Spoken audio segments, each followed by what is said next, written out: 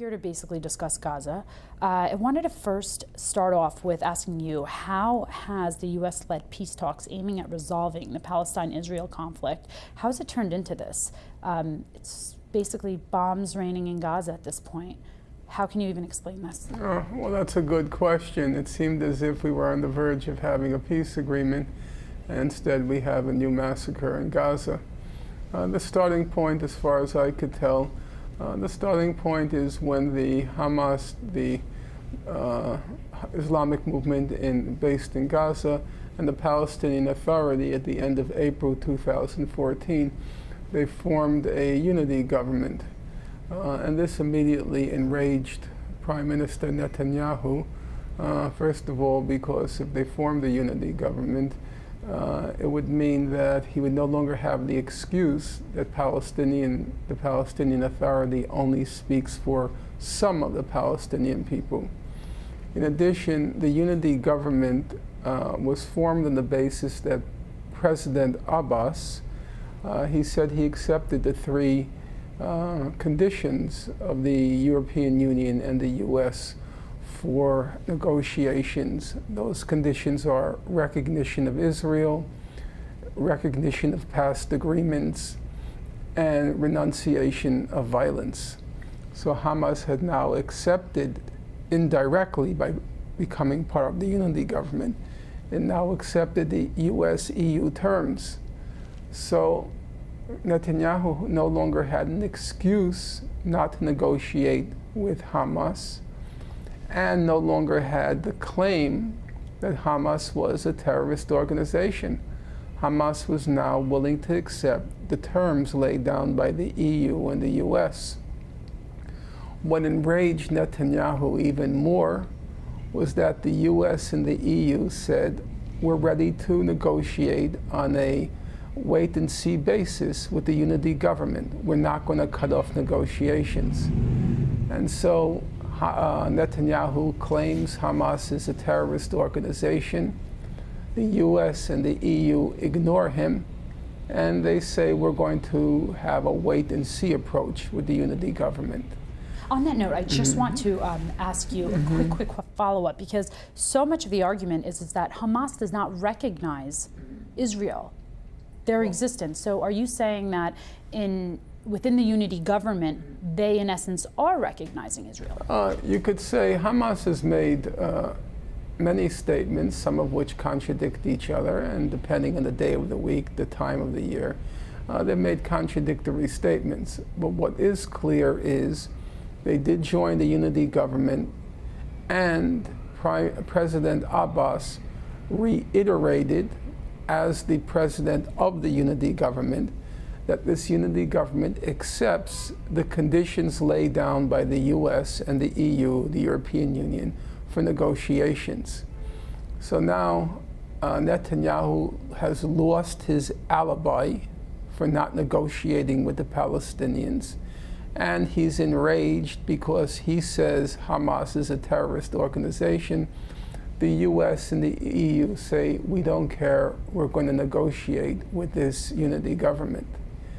And he was expressing his outrage, and then a gift dropped into his lap. And that gift was the abduction and then killing of the three Israeli teenagers. And Netanyahu is a politician, and politicians are those who know how to take advantage, capitalize, exploit the moment. Netanyahu, for example, in 1989, when the Tiananmen massacre occurred in China, that was during the first Intifada. And Netanyahu famously said back then that Israel made a big mistake when all the world's media was focused on the Tiananmen massacre. At that moment, Israel should have expelled large numbers of Palestinians from the occupied territories. And now here, Netanyahu had his political moment. 3 Israeli teenagers are abducted and killed, and then he uses this moment, he exploits it to go on a rampage in the West Bank against Hamas, hoping to evoke a violent reaction. So then he could say, you see, I told you they're terrorists.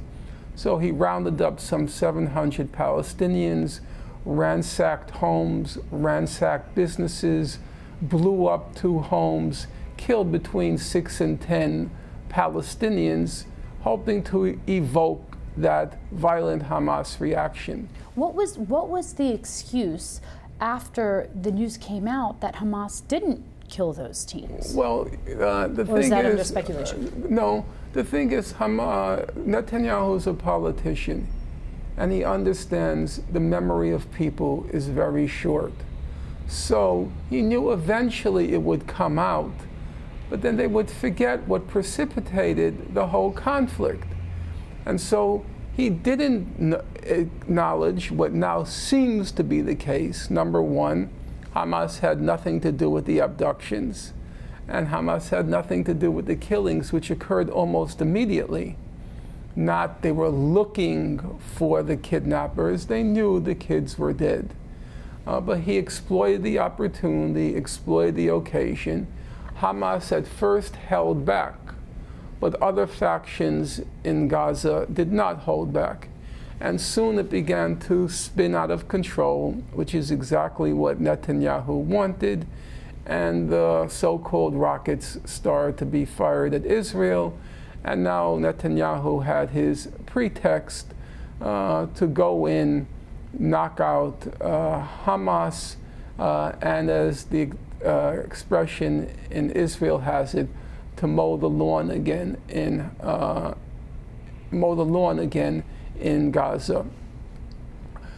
Then the question came about mounting the ground or launching the ground invasion, because the air attacks couldn't stop the rockets from going towards Israel. Again, rockets in quotes. I'll get to that later, but they're not really rockets. Netanyahu had a problem. If he launched a ground invasion, it meant probably there would be significant Israeli combatant casualties. Israel does not tolerate significant combatant casualties. So he had to worry about the combatant casualties. On the other hand, if he did, as he did in Operation Cast Lead in 2008-9, go in and destroy everything in sight in order to avoid those combatant casualties. Basically what Israel did in 2008-9 was to enter Gaza, and everything within a 1-mile radius they just leveled. And so you don't have combatant casualties. But if he tried that, he worried that the international community, after Operation Cast Lead, after the Goldstone report, they wouldn't let him do it. So he has a problem. He loses domestically if there are too many combatant casualties. He loses internationally if he causes too much devastation. So he holds back, he holds back, he holds back on the ground invasion. But then 2 new gifts drop into his lap. Gift number 1 is the vampire Tony Blair. He concocts this ceasefire proposal, which he knew Hamas had to reject, because the proposal said the blockade of Gaza would only be lifted when the security situation stabilized in Gaza. That had never been said before. There were 2 other ceasefire agreements in June 2008, November 2012.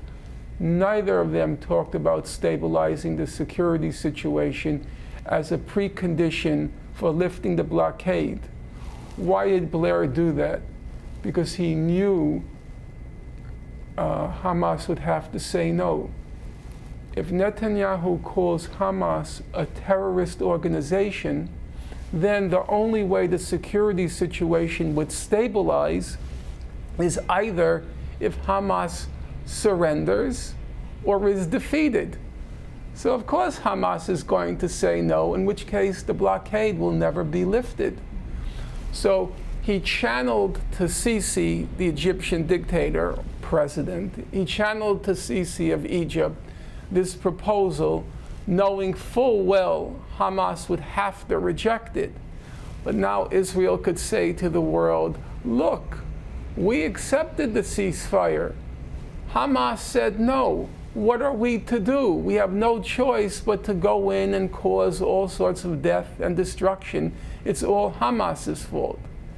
And the second gift that dropped into Netanyahu's lap was the downing of the Malaysian airliner.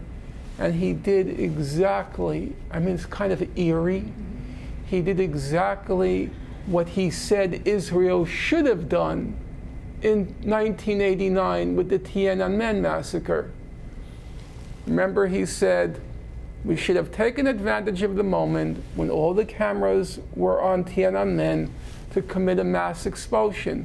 So now, the downing of the Malaysian airliner displaced Gaza as the top news story.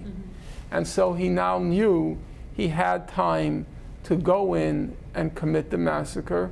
It was his, if I can use the expression, it was his Tiananmen moment. And he took advantage of it, and he launched the invasion. But what do you say to those who say that Hamas is compromising Israeli security by launching those rockets? Well, the question is, it's a twofold question. The first, well, it's actually a threefold question. First of all, is Hamas compromising Israeli security, or is it defending itself from an attack that was clearly initiated by Netanyahu with the calculated aim of evoking a Hamas rocket attack? The second issue is Israel protecting itself, what it calls the right of self-defense, or is it protecting the occupation? Under international law, you open up any textbook, the first thing the textbook will tell you about an occupation is under international law, occupations are supposed to end. If they don't end, it becomes an annexation. Now, Israel's occupation of Palestinian territories, including Gaza, has endured now for 47 years. And even Kerry, Secretary of State Kerry, acknowledged that the last peace negotiations were sabotaged by Israel. Now, the irony is, the Kerry proposal gave Israel everything it wanted. The Palestinian Authority effectively agreed to allow Israel to keep what are called the major settlement blocks, effectively agreed to nullify the right of return. Netanyahu still said no. So the only conclusion one can draw from that is the occupation, so far as Israel is concerned, is an annexation.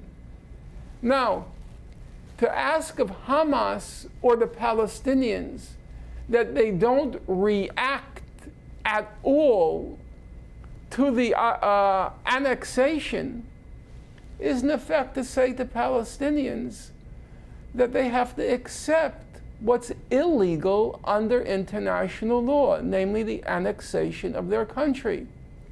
So the only test for Israel, is it defending itself or is it defending the occupation? There's a simple test. Any 2-year-old can tell you what that test is. Let Israel withdraw to its internationally recognized boundaries. And then, if Hamas launches rockets, they have a right to self-defense, meaning Israel. But until they withdraw to their border, their internationally recognized border, Hamas has the right, under international law, there's no question about that. Hamas has the right, under international law, as a people's struggle for self-determination to use armed force to achieve its independence and statehood. So you can't fault Hamas or the Palestinians for refusing to accept their annexation. In the case of Gaza, it's a double flagrant violation of international law because the blockade is illegal. So what are they supposed to do? Are they supposed to allow Israel to suffocate them to death, as Israel has been doing for the last 7 years? Are they obliged legally, morally, to lay down and die? Is that their obligation under international law? You're a mother. I know. 95% of the water in Gaza, 95% of the water in Gaza is not fit for human consumption. Are they supposed to acquiesce in that? Are they supposed to accept it? Speaking of the international community, why does this level of destruction by Israel, what does it say about the U.S.'s policy, the international community's policies, Israel's policy? Well, I have to say, I always have to be open to self-criticism because there's something bigger at stake than one's ego. It's a cause. It's the cause of justice. It's the cause of truth. And I was pretty certain that the international community would not, after the 2007-8 Gaza massacre, allow Israel to repeat it. And in fact, at this point, it's even more of a horror than in 2008-9. So a fair question to put to me is, weren't you wrong that the international community, in fact, cannot restrain Israel, cannot rein it in, or is unwilling to? I would say not so much in my defense, I would say just to try to get a clear picture of what happened. And I have thought about it. You know, I'm trying to analyze and take into account new factors.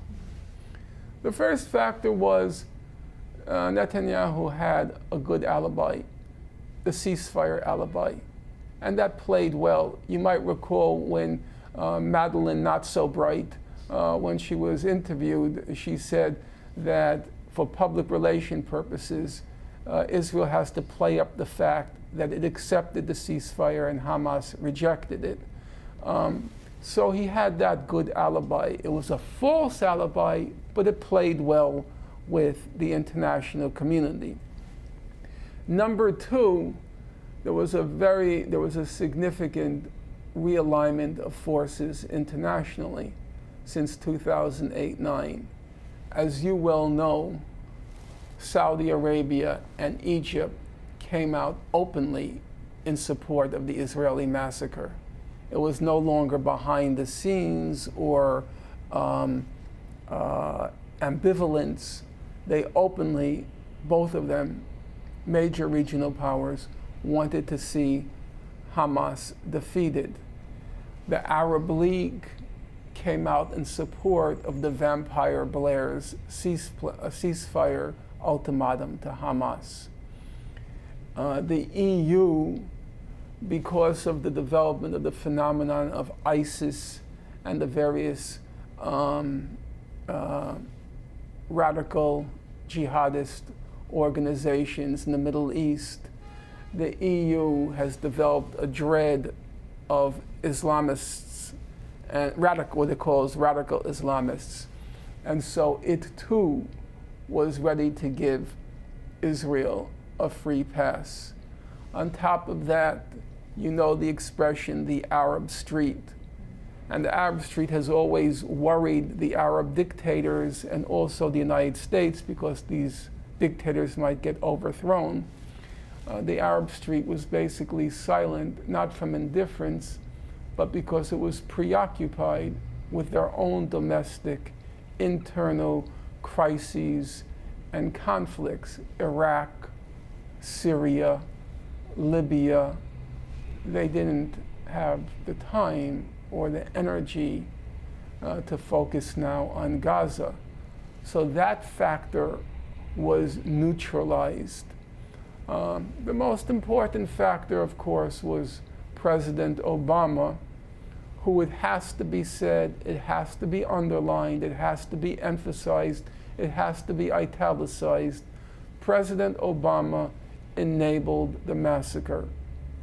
Each day, and every person watching this should remember it, each day that President Obama went out at a news conference or at a speaking event and he said, quote, Israel has the right to defend itself.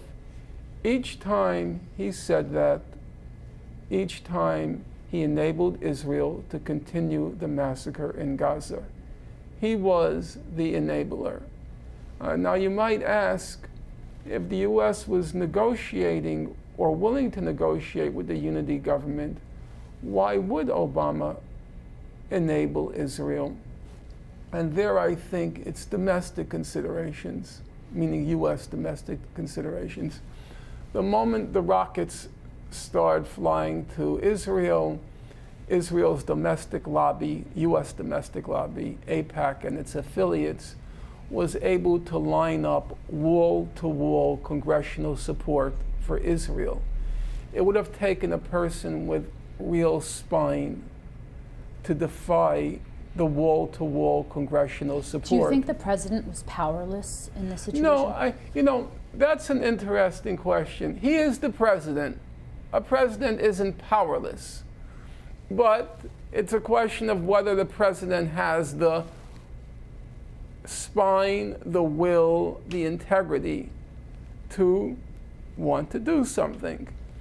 Obama is a very cynical, narcissistic politician. I very much doubt he even cared. Now you asked, did he have the option? I say every president, if you're the president, has the option. The question is whether you choose to exercise that option. And as I said, Obama is so cynical, so narcissistic, I doubt he really even cared. But to take an interesting comparison, which occurred to me today on the way to your studio, take the case of de Blasio, our new mayor. Right. Now, New York is a Jewish town and very powerful Jewish political establishment. De Blasio basically just went silent. He said something the first few days in support of Israel, and then there was a meeting of politicians, a public collection of politicians, like even people like Charles Rangel showed up. He didn't go himself, he sent a representative.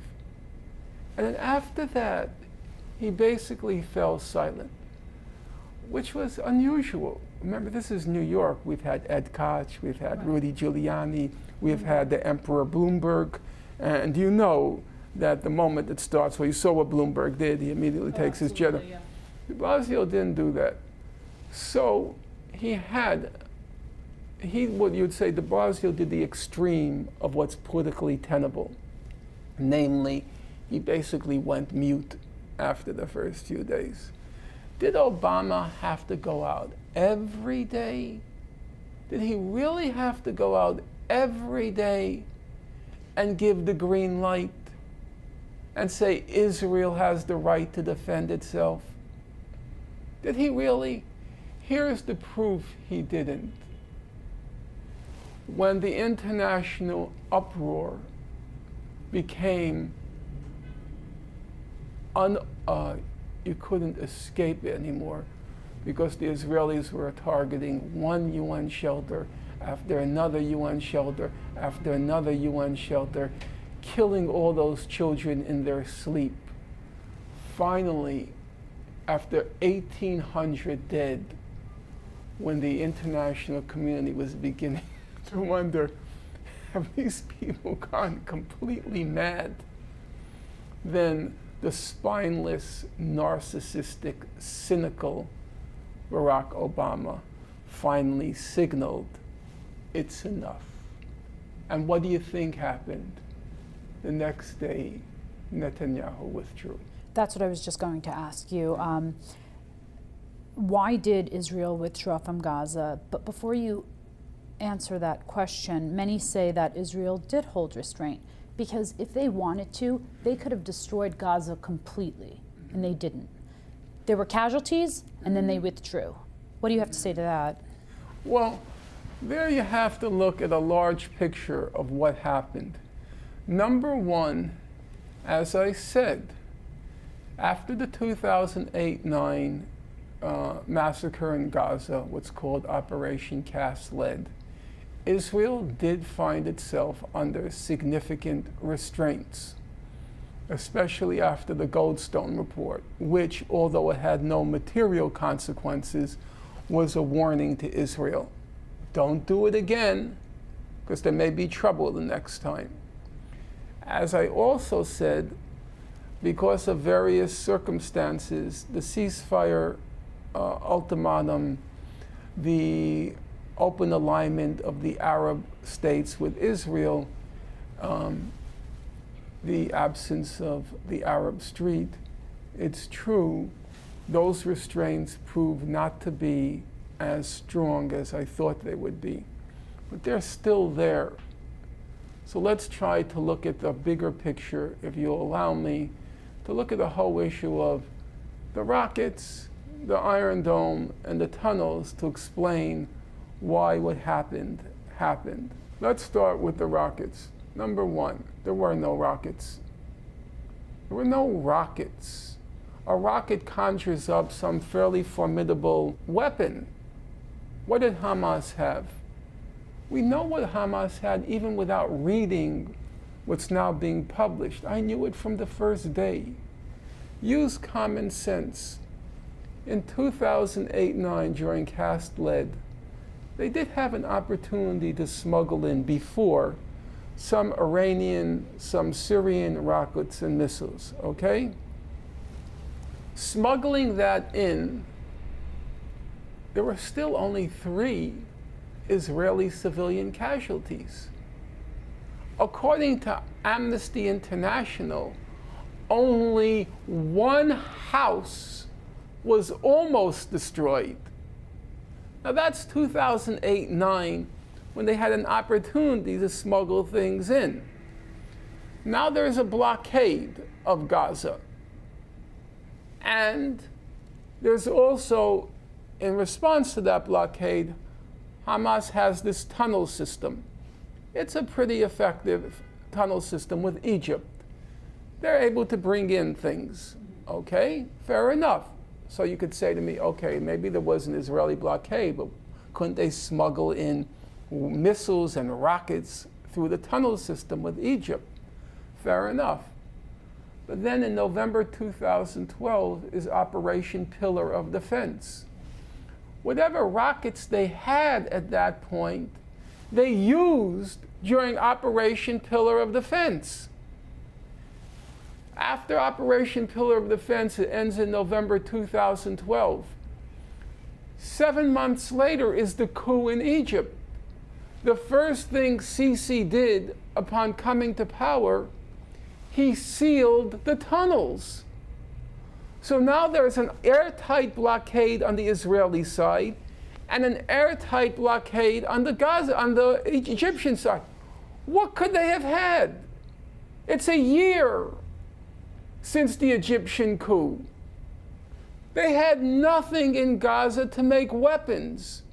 So all they made in their quote-unquote factories in Gaza, all they made were these what they call now primitive projectiles, which are the equivalent of, as one person put it from the Bulletin of Atomic Scientists, he called them upgraded fireworks. So you hear in the press, wall to wall, from the left commentary to the right commentary and the middle commentary, everybody's saying the reason these Hamas rockets were ineffective was because of Iron Dome. Iron Dome, this magnificent, brilliant, genius, invention of the Israelis and the Americans. That's what stopped it. That's so ridiculous. How can I prove it? I can give you mathematical proof, precision. 3 civilian deaths before Iron Dome in 2008-9, 3 civilian deaths after Iron Dome. Now bear in mind, so the conclusion is Iron Dome did nothing. If it's the same number of civilian deaths before and after, then Iron Dome didn't affect anything. It wasn't Iron Dome. The reason there were no civilian deaths is because these are not rockets. These are upgraded fireworks. Now, in fact, the leading authority on anti-missile defense is Theodore Postel at MIT.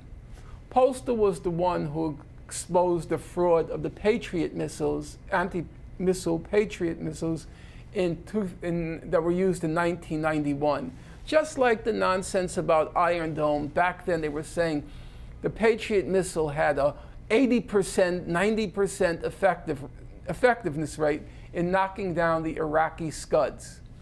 Postel examined the material, examined the information. What did he conclude? Are you listening to this? One Scud, might have been displaced from its path because of the Patriot missile. Again, Postel examined the available evidence. He said at most 5% of the Iron Dome anti-missile defense of the anti-missile missiles of Iron Dome reached their target or successfully neutralized their target. Why create a dome if it's not really necessary then? Is it just all a show? Is that what you're saying? There are 2 reasons. One, because if you recall in Operation Pillar of Defense in November 2012, it was the only thing Israel could show as a victory. Do you remember at the end of Pillar of Defense, all the people in Gaza came out in the streets and celebrated. They had defeated the Israelis. So Israel had to invent a myth of some success. So the myth was Iron Dome. The second thing is, it's crude, it's vulgar, it's material, Marxism, materialism, but it's also true, it's money. It's free advertisement for the makers of Iron Dome. So it's both the mythical element, the public relations element, and it's also the business element. But it was clear, anyone on the moment's reflection, Mona, how many times did you hear on the news, thank God we had Iron Dome because it prevented all the casualties like before? What do you mean like before? There were 3 civilian deaths in Operation Cast Lead. Then why play into the theatrics of things and shoot fireworks? Okay. Why would you, again, and when I say shoot fireworks, I mean the Hamas quote-unquote rockets. Okay, it's a good question, and that brings me to the last point because they're very much interrelated. Hamas knew a new round with Israel was coming because that's Israel. As Israel says, every few years we have to mow the lawn. So it knew there would be a new round. And Hamas adopted the Hezbollah strategy in Lebanon, the Party of God Hezbollah strategy in Lebanon. Namely, you start firing all of these quote-unquote projectiles. Netanyahu now has a PR problem.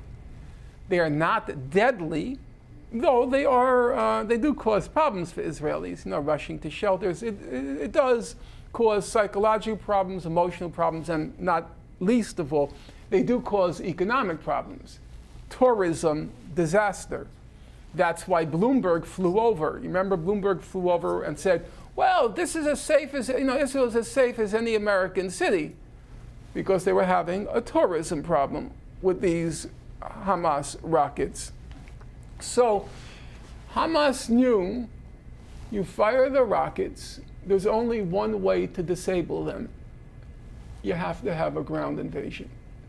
That's been the Hezbollah strategy, that you fire the rockets, they'll come in, and then they have to come in. So now Netanyahu decides we're launching the ground invasion. But one thing went wrong. One thing went wrong. He did not know about the tunnel system in Gaza and how effective it would be. What happened is the tunnel system is not vulnerable to bombing and artillery shells. So Israel could level everything in sight as the ground troops entered. The tunnels were still effective.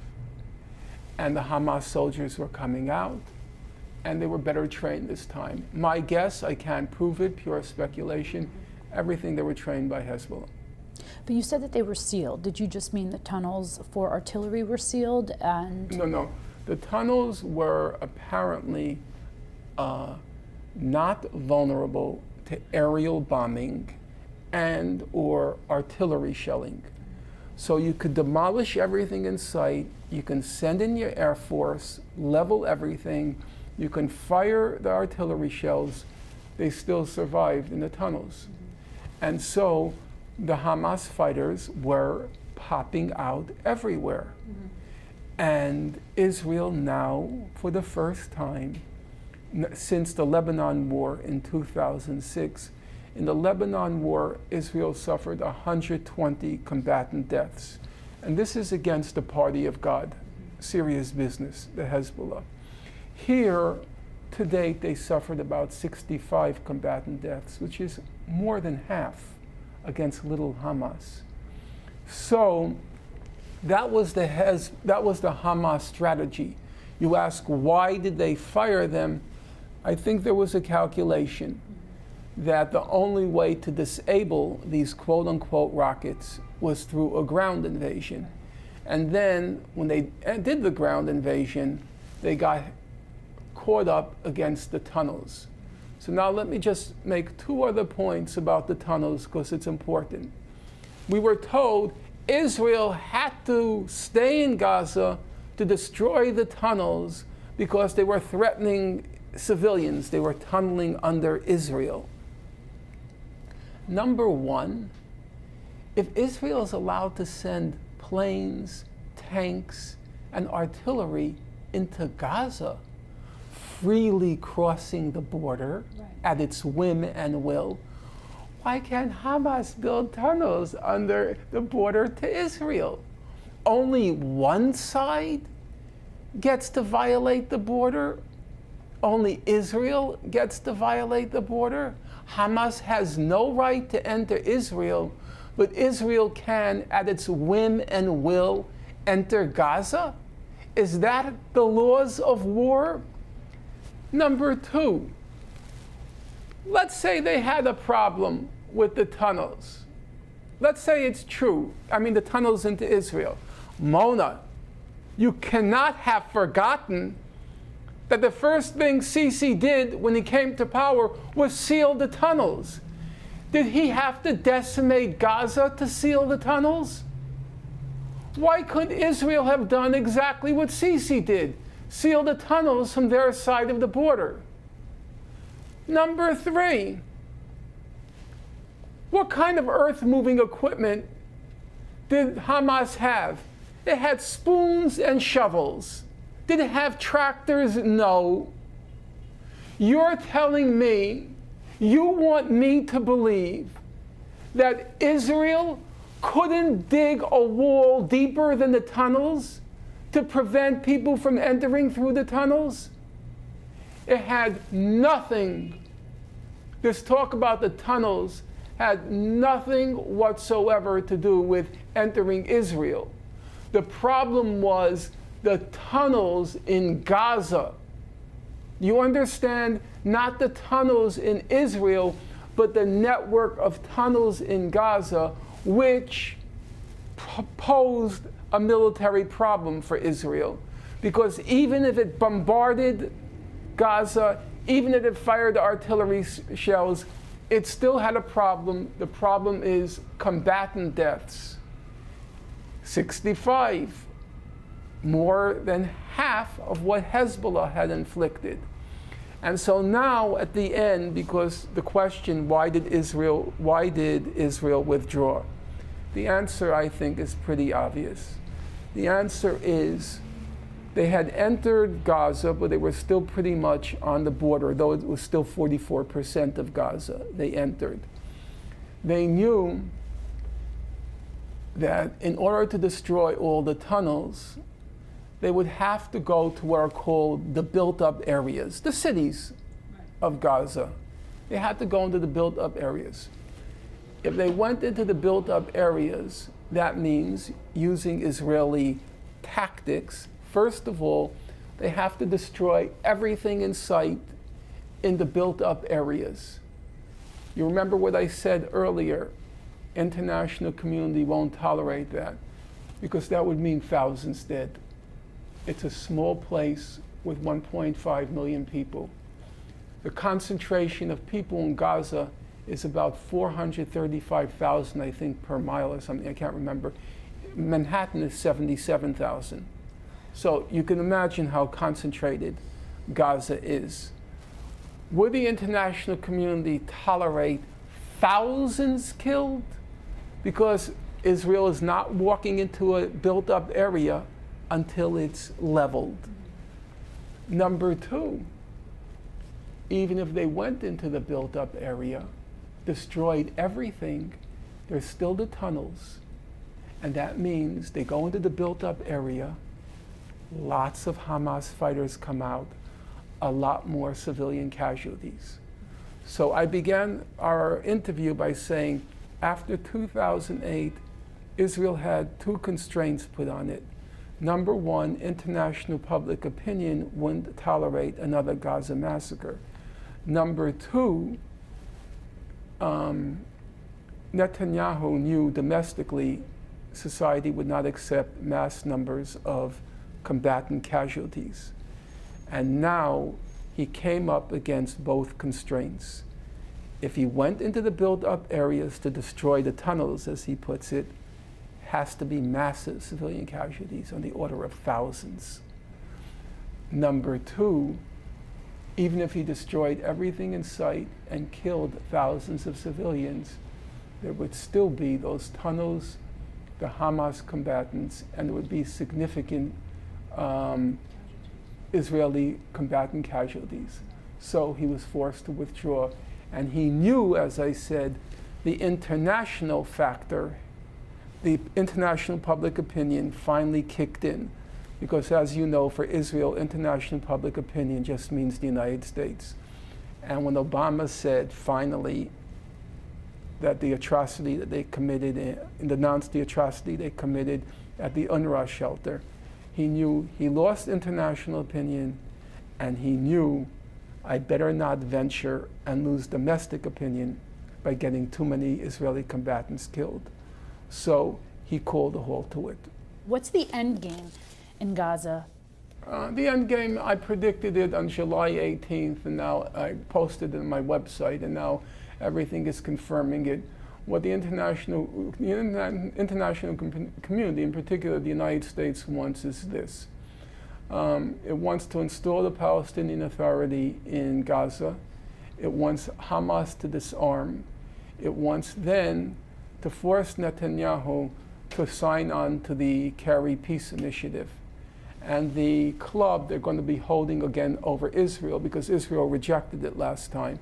The club they'll be holding over Israel this time is, Mr. Netanyahu, if you don't sign on, then we can't do anything to prevent war crimes prosecutions, namely Goldstone plus.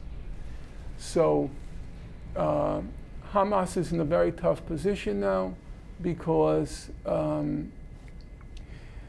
it called for the lifting of the blockade. The US will lift the blockade, and it will give Abbas credit for it, the Palestinian Authority, enhance his stature. Then lots of money is going to pour into Gaza, all of it through the Palestinian Authority. And then, with Hamas disarmed, Abbas's stature enhanced, he now controls Gaza and the West Bank. Then Kerry will come in with the peace initiative. Abbas will sign it in the name of all the Palestinians. And Netanyahu, who rejected it before, will now, first of all, have more public opinion behind him because the Israelis don't want to go through another mess like this. He'll have public opinion behind him, and the U.S. will have the club of international. The U.S. will say, we can't stop it. We don't control everything, and everybody's demanding that Israel be prosecuted for war crimes. And so the quid pro quo, the exchange will be, if you sign the agreement, Abbas will agree not to prosecute you for war crimes. Would you consider that to be something good that has come out of this? Horror. Because all it is a Palestinian defeat. Because that's all Kerry was offering the Palestinians. It'll be a Palestinian defeat, but now it's a Palestinian defeat which Hamas will be too weak to reject. Thank you so much, Norman. I appreciate it.